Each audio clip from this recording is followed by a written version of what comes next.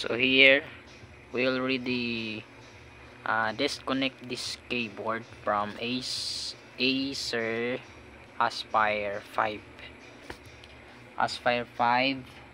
N19H2. So ito na remove na natin. So the common problem is ghost typing. If we type here, something is wrong. So ang gagawin natin dito is lilinisin natin.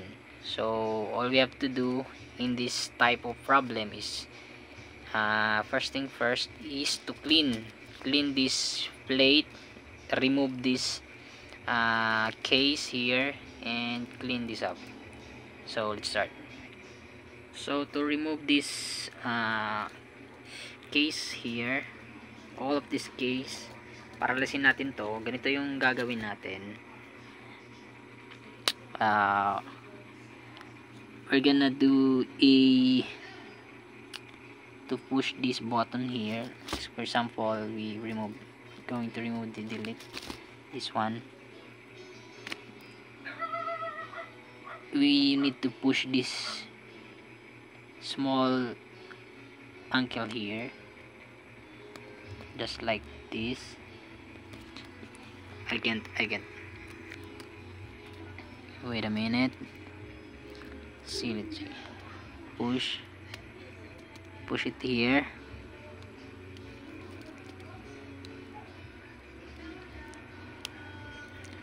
Just like this, and also here, and boom, it's already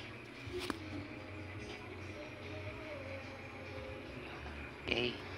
So this is it, and keep this one like this one, this rubber here.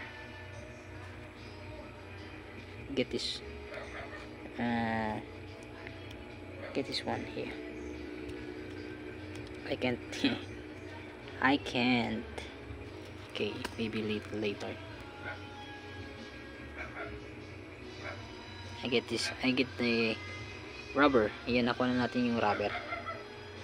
Ayan.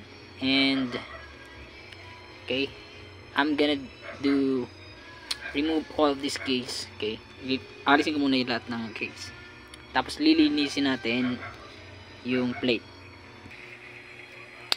As you can see, I already removed some of this case, and soon we will remove this.